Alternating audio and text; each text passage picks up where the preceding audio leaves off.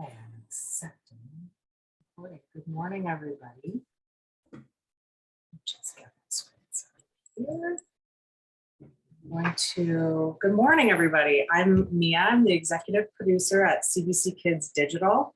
And I'm going to be joined this morning by a couple of my colleagues. I see Jeff Santos is here, senior producer of cbckids.ca, which is our preschool property. It's a website serving kids from the ages of 6 to 10. I also see my colleague Amrita Singh, who is the senior producer of our newest digital offering out of CBC Kids, which is a reboot of the classic financial literacy show Street Sense. So she's going to be talking to you all about that new and exciting offering from CBC Kids. And we are also waiting on Lisa Fender. I just heard from her. She's had a bit of a bike situation on her way in. So I may be presenting for her. We'll see if she makes it or not. She's the senior producer at CBC Kids News, which is our digital tween service, where we produce real news from real kids for ages around 9 to 13. So I'm going to see if I can share my screen, and we will get started. Each of the presenters will take you through their own properties and content offerings, and we'll have a little bit of time for questions in between each section. Yeah.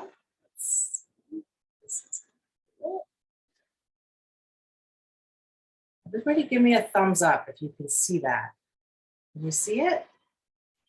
Yes. All right. Amazing. So we're really, really happy to be here. We spend a great deal of time thinking about how to best serve kids from a kids first perspective on digital platforms. I am overseeing several platforms for kids. Of course, at CBC Kids, we make content for ages preschool all the way up through now young teen with our latest offering at Street Sense.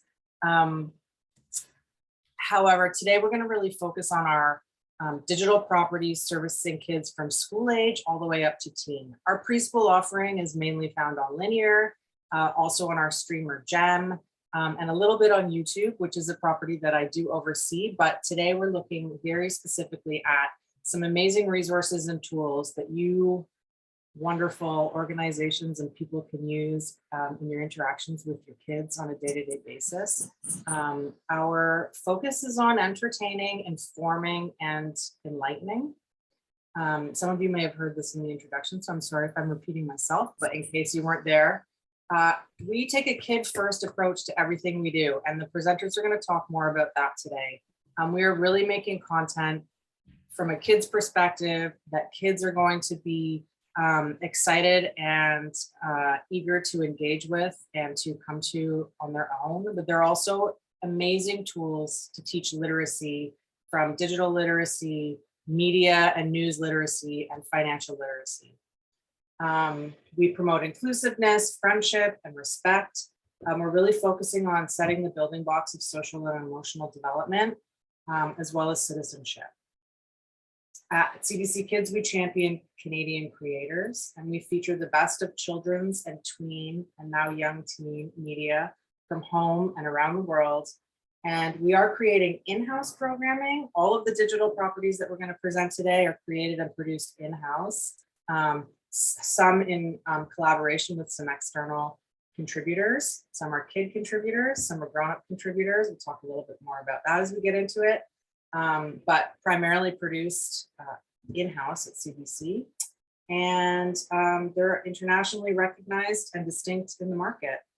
So we're going to start with my wonderful colleague, Jeff Santos. He's the senior producer at cbckids.ca. Jeff, you want to say hi? Hey, everybody. Mia, you're presenting your desktop right now. My desktop right now. But no, it looks cool. It got knitted Grogu on there. Is it Yoda? Yeah. Okay, hold on. Let me see if I can present the correct screen.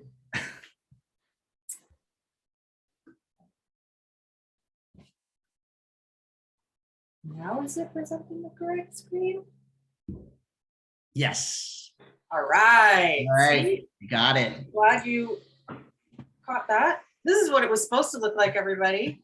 These are the brands we're going to be taking a look at. These are some of the overview that we spoke about CBC Kids. And now over to Jack with his lovely presentation. Hello, everybody. I'm Jeff Santos, one of the senior producers for CBC Kids, and it's a pleasure to be here. I'm here to take you through my area of focus, which is primarily cbckids.ca. cbckids.ca is a website that's specifically aimed at kids ages 6 to 10. I'm sure most of you know that this particular age range is a bit tricky, you know, as it's quite broad. These kids, they don't want to see the baby stuff, but they're not quite that age to grasp the tween and teen content. So we kind of balance it out as much as we can. So what we did was look at this age range and see what they're looking for. You know, we actually conducted numerous focus test groups. And what we discovered was that this group of kids, they want to be online. They have laptops, they have tablets, and some of them have phones. And they wanted the agency to go on a site, but go on their own. So we wanted to give caregivers the knowledge that the kids are going to a safe place. So we came up with this mandate. Build a positive and safe digital playground where kids are free to explore, laugh, have fun, and share in the experience of growing up in Canada. So let's go to the next slide there, Mia. There we go. Oh, nope, back a bit. There we go. All right, so the site itself is broken down into 3 silos. The first and main one is games. Kids love games, and we want to provide a space where this particular age group has access to free and ad-free games. Other games, of course, show development in problem-solving skills, hand-eye coordination, and all the required skills that kids learn as they play. But what it comes down to is that our games are hella fun. Like, I used to be the games editor at Apple, and so far for this section, I gotta say, it's one of the best at being super well curated for this particular age group. As well, we have our site, we have quite a library of articles and quizzes, and new pieces are published weekly. Our articles cover a wide range, such as different cultures and celebrations, all showcasing a wide range of voices that share their lived experiences with this audience. Also, we have a ton of articles of fun facts about anything from smelly cheeses to random animal facts. But now, you know, we're focusing on interactive new formats moving forward, as we know this particular age, this age group loves to engage in those kinds of formats. And last, another section we have is our video section. Our video section is growing as we're living in the same space of Netflix and the YouTubes. So we have to have some kind of exclusive offerings that we're trying to build on. One of the new things we have is a new drawing series featuring actual artists in their respective fields. We have a tattoo artist, a video game art director, and a commercial artist teaching kids how to draw. And upcoming, we have a new pilot series based on our popular articles, but now given a video animated treatment. So it's more engaging for that audience. And then, oh yeah, so we feature a brand new game every week, and just in time for Indigenous History Month, we have our newest game this week called Woodland Paw Ball. You know, one of the things we like to do is our games are an area where kids have the potential to discover art and numerous forms of storytelling. So we looked at this opportunity to showcase the beautiful woodland art of Oneida and Anishinaabe artist Tista Kennedy. We were all really super stoked when he jumped at the chance to work and develop a game with us. So this game comes out this week, and if you have a chance, I highly recommend to go check it out on Thursday. Yeah, as I mentioned before, not only our games are fun, but a large portion of them feature learning opportunities for this age group. This is one of our newer games where you battle aliens with math. So it's kind of like Independence Day, but with math. But there actually aren't that many games that feature math up front like this one, like our friends at TVO with Empower. But however, most of our games, we do feature a variety of problem solving embedded within the gameplay. And of course, I just want to end off with just showcasing some of the articles that we have featured coming up this week, this month actually, because this month is Indigenous History Month as well as Pride Month. So we are featuring a variety of articles and quizzes focusing around those 2 events, and a bunch of quizzes as well. And I think that's it for the cbckids.ca section.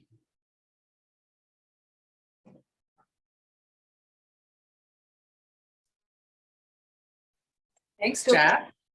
If anybody has any questions for any of the CBC presenters, please put them in the chat. Thank you. Yeah, we could take a few minutes to answer questions specifically around cbckids.ca now, if you like, if anyone has any, or if you're thinking them up, you can save them to the end. It looks like you guys are in for a real treat. I'm going to be bringing you our presentation around CBC Kids News. Unfortunately, Lisa Fender's looks like she's having some trouble getting to the office this morning. But I am very excited to take you through these slides on her behalf. Lisa Fender is the senior producer at CBC Kids News. CBC Kids News is our tween digital service. And like I said before, where we create real news for real kids. We have a team of in-house journalists and producers that work really, really hard. We're going into our 4th year with CBC Kids News, though it still feels a little bit like it's in its infancy for us. So without further ado, I'm going to let you know what that's all about. The mission that we are after at CBC Kids is pretty simple. It's to make real news for real kids. We're looking to present media literacy for tweens around the ages of 9 to 13 safely and smartly, and help them understand what's happening in the world around them. The core values at CBC Kids News include news, a person, thing, or event that's bubbling, integrity, accuracy, fairness, impartiality, and balance are all important and core values for us as we produce our daily feed. We're looking to be relevant and plugged in. We often say at CBC Kids News, if it's being discussed at home, at school, or on the playground, we are going to cover the story, and we're going to cover it every time from the kid's perspective, and as often as possible using a kid's voice. We're diverse. We contribute to our contributors represent people and places from all across Canada. And of course, in order to make news palatable for this audience is no small feat. So we really aim to keep it visual, snappy, interactive. We often talk about trying to find that balance between giving kids the candy and sneaking in the vegetables. So that is our challenge every day, to find stories that kids are going to want to read and engage with. We talk about our content as being unboxable. We frame it in a so what, then what framework for every piece. And then we add context and support, and we're supporting critical thinking. And of course, language is always paramount when we're talking to kids in this age group. We're trying to speak in a way that they are excited about, never talking down, always talking with. And needless to say, we try to keep content safe. We're considering always triggers and sensitivities. We are producing real news, and real news is not always happy news, as we all know. We work with an esteemed group of representatives from agencies all across Canada and at our executive board to ensure that we're always checking in on the most sensitive stories and presenting them in a way that's healthy and safe for kids. So like I said, it's real kids, real news. We're putting the kids in the news. We write and produce from a kid's perspective, and we work with a team of over 10 kid contributors from right across Canada. They are involved in our story selection. They join our team to pitch stories. And of course, they're also working on publishing them. They get to practice and learn their literacy skills by sometimes doing some writing. They're often on camera. We also poll kids from across Canada every week with our KN Insider, our team of KN Insiders, to see what's popping in the kids' space, what they want to hear about, what they're talking about in those places I mentioned before, at home, at school, or on the playground. And we also bring our services to kids in the classroom every week. We join virtually classrooms right across Canada. One of our producers will take them through stories that week, what is journalism all about, how to come up with a news story, It's been a very successful program that we're trying to grow all the time. It's heavy on the resource side to do that, but we're really committed to getting right in classrooms and talking with kids and teachers as often as possible about what we do. And of course, we're always trying to be where the kids are. They're often one step ahead of us, but we do have offerings on YouTube. We're currently on Instagram as well. We've been working with Minecraft, building a Minecraft education platform that, of course, is right where a lot of kids are. It's probably not the first time you've heard about that platform. So here are some of the top stories to give you an idea of this sort of content that we're covering at CBC Kids News. These are some of our top stories of all time. We've got obviously coverage of TikTok. One of a very, very popular story was when Elliot Page changed their name, and we talked about how dead naming is extremely harmful. There's a lot of pop culture that gets covered. That's sort of the candy that we mix in with our vegetables. This interactive map story during the COVID pandemic, talking about when schools would open right across the country, was a big hit. Because of course, it's tapping into exactly what kids are concerned about, talking about, thinking about. And recently, we've also launched a series of video explainers that run from about 7 to 10 minutes long. These are stories that have a slightly evergreen feel, but are also timely and topic-based. This is just a few examples. There's one produced every week, published every week. It's called KN Explains. So there's KN Explains Black History Month. We talked about gas prices, which a lot of people and families have been talking about, especially coming into the summer months where road trips are being planned. And this is a very significant part of whether or not kids are going to get to go on those trips this year. Shopping hauls, covering a very wide spectrum of topics and content. Last but not least, I'd love to share with you a quick sizzle from CBC Kids News. I hope it's going to work. This is the hard part, guys.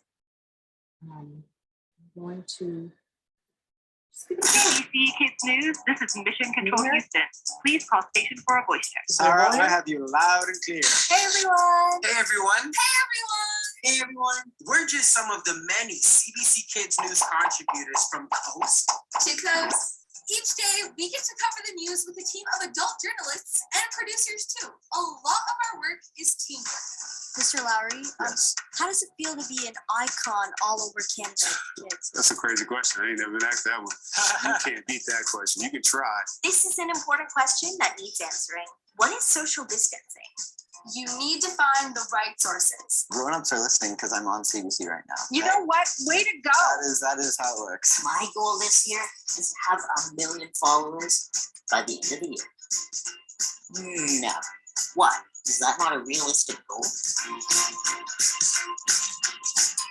What does it mean to be self-isolated? The kid's brain is better at learning new things than the adult brain. I remember being scared to throw it above my head. I was like, oh, I don't want to do this. So let's see if we can get some more insight into what Black Lives Matter is and how it relates to you and me. Kids News Explains. What is reconciliation? Hello, Mr. Trudeau and Dr. Tam. Hi, Arjun. Hello. Thank you so much for taking this time to answer what's on the minds of Canadian kids.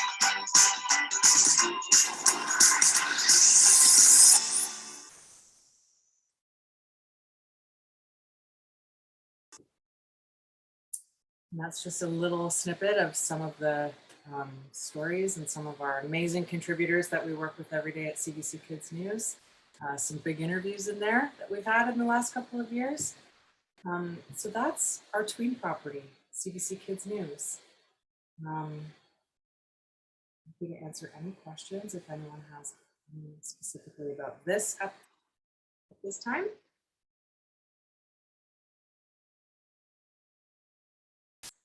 And if you want to let that sink in for a bit, we can move along. I'm going to pass it over to our senior producer at our newest offering, Street Sense, Amrita Singh. Morning, everyone. It's so nice to be here, and just thank you for the opportunity. So yeah, as Mia said, I'm the senior producer for Street Sense, And we actually launched on Valentine's Day this year, which was lovely. I'd love to answer any questions you may have. Like, we've been learning a lot. So, let's start with the basics. What is Street Sense? So first and foremost, yes, it's a reboot of a classic 90s CBC show for teens. And Street Sense originally was a studio show filmed on the East Coast. There was a lot of sketch comedy included, and their goal was to help with financial literacy and share consumer stories. So Street Sense 2022 has the same goal, but we're doing it as a daily digital show with short videos on TikTok. A lot has changed since the original show went off the air. And the main thing is we want to make money stuff make sense for teens. And any of the media content that we do is rooted in facts and journalism. And we know teens want to spend, save, and earn smarter. And we try and give them relatable and relevant content without it feeling too much like school, which is no easy feat, but we are trying. We also know that, teens are seeing and feeling the wage gap. And they have a lot of questions, sometimes even stress around how they're going to succeed financially in the real world. So these are all the reasons why Street Sense is back. And in terms of our brand personality, we have 3 key words that we keep in mind in terms of the voice and the vibe of Street Sense. Credible, playful, and relatable. Our favorite line here is we want this audience to smile first and learn second. And these lovely people on the slide here, well, there are 4 content creators. That's Anisha, Carly, Creo, and Mercedes. And these 4 are the collective face of Street Sense right now. And I found all of them using good old-fashioned chase producing techniques. It was not easy, it was fun, and here they are. These are the 4 Street Sense hosts at this time. When we're talking about how Street Sense is working today, this is the first time that CBC has launched a brand on social media exclusively. So Street Sense has 2 content buckets at this time. We post original content daily on TikTok, twice a day. And we repurpose that content into Instagram as Reels. That's no longer working well for us. So we are going to kind of revisit that. It was great in the beginning, but things have really tapered off as TikTok and Instagram are kind of battling now for audience. So the rules are changing. And we've also just started repurposing content to YouTube. And our YouTube channel is going to be more for classrooms and educators because teens themselves, we are really seeing they are truly consuming content and video more on TikTok now than they are on any of the other platforms. So we also work with a team of teens and hire them as editorial consultants. So I get to text with them daily to make sure our content is relevant. They share feedback, they share ideas. It's just very cool for them to practice critical thinking along with us. And down the road, we may think about doing some longer form content and partner with CBC Marketplace. But there's a lot to be learned with daily digital right now. So as you can see, TikTok is our main platform of choice at this moment. We have teens here as part of our followers. We also have older Gen Z and millennials. The algorithm is fascinating. No one can figure it out. It's a daily battle, but we're learning a lot and we're spotting really interesting themes and trends that are helping us make editorial decisions now. So since we've launched, we've had more than 10 million video views. Although video views aren't as valuable, if you can believe it or not, to us as engagement. So because on TikTok, as soon as the video rolls when you're scrolling, it counts as a video view. So what is more meaningful is, are people interacting with that content? So we've hit 1.4 million video likes, which is a great indication of engagement. And our overall engagement rate on average across all things is sitting at a really high 10%.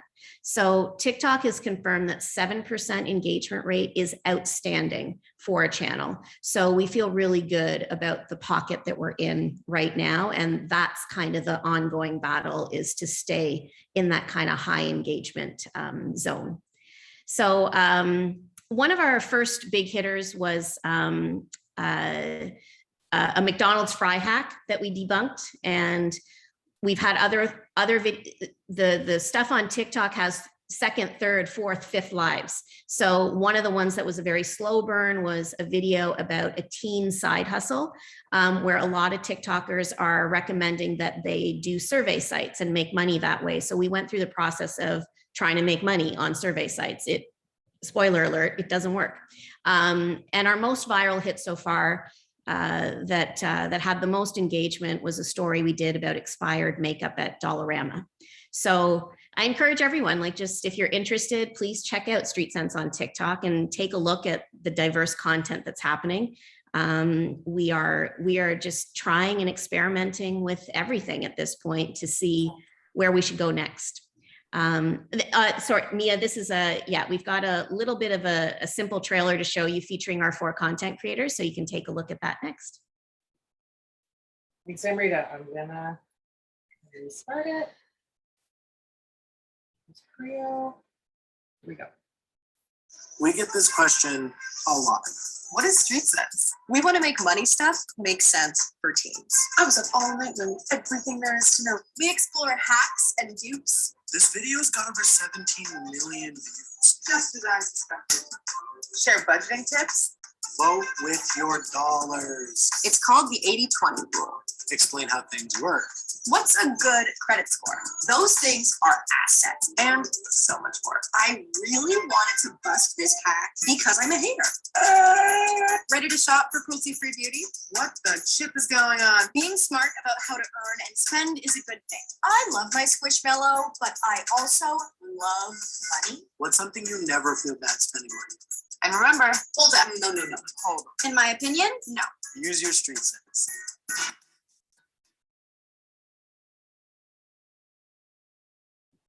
There it is. Yeah, that's it. That's Street Sense, and it's a daily grind and a lot of fun at the same time.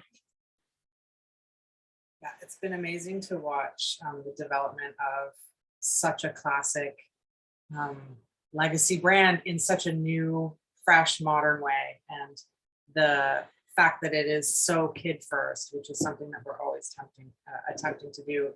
Amrita makes it look easy. It's not easy. But it's wonderful how well received it's been, and it's a true tool that's, you know, on a platform that is undeniably a place where kids are. This is something that we're always looking to do. Obviously, our other 2 sites that we presented for you guys, cbckids.ca from Jeff and cbckidsnews.ca, are web-based platforms that are accessible just online. And there are always some challenges with that. We work very, very hard to make sure we're presenting safe, entertainment-based spaces that are also available for learning in a way that kids want to access and want to engage with and want to use. So that's kind of the overarching, philosophy for all of the products on digital that we're producing directly for kids at CBC Kids.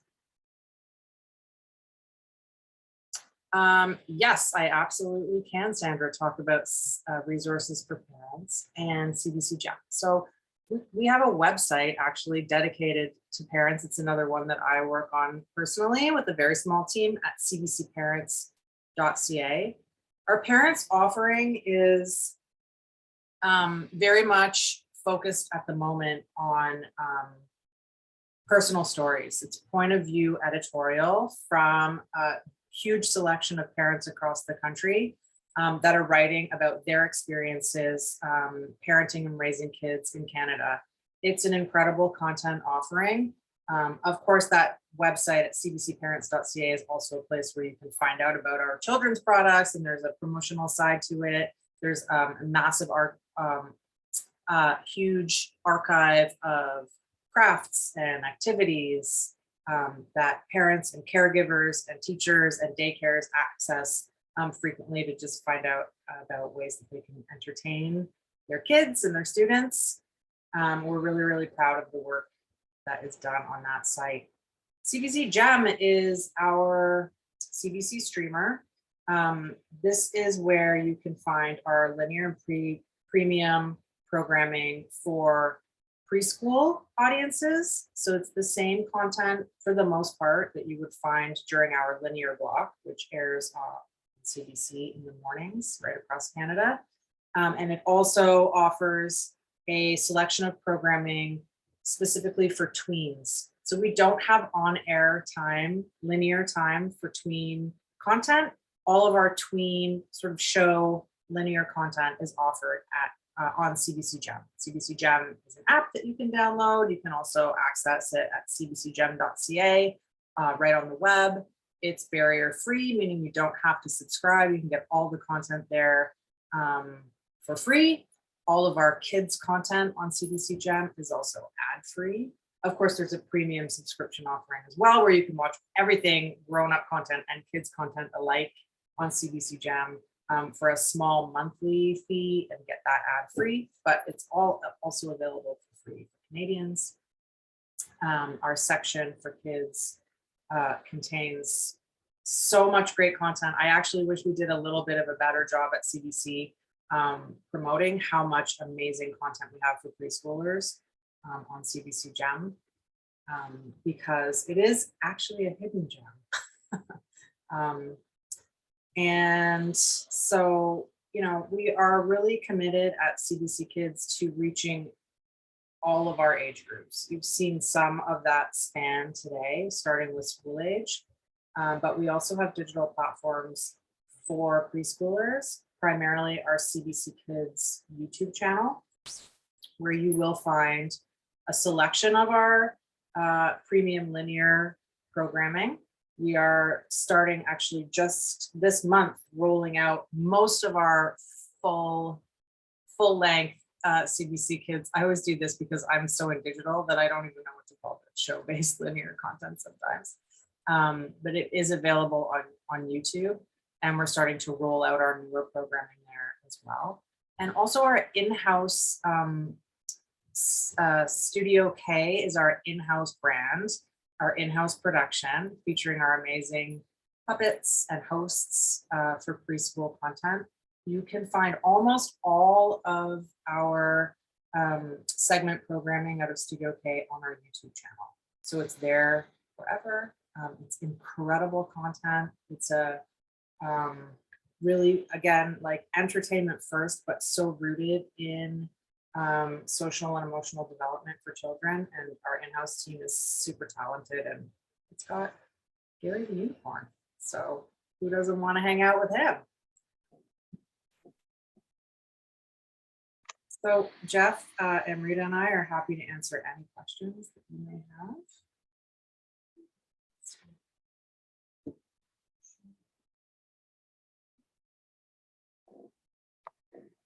So I don't see any questions in the chat.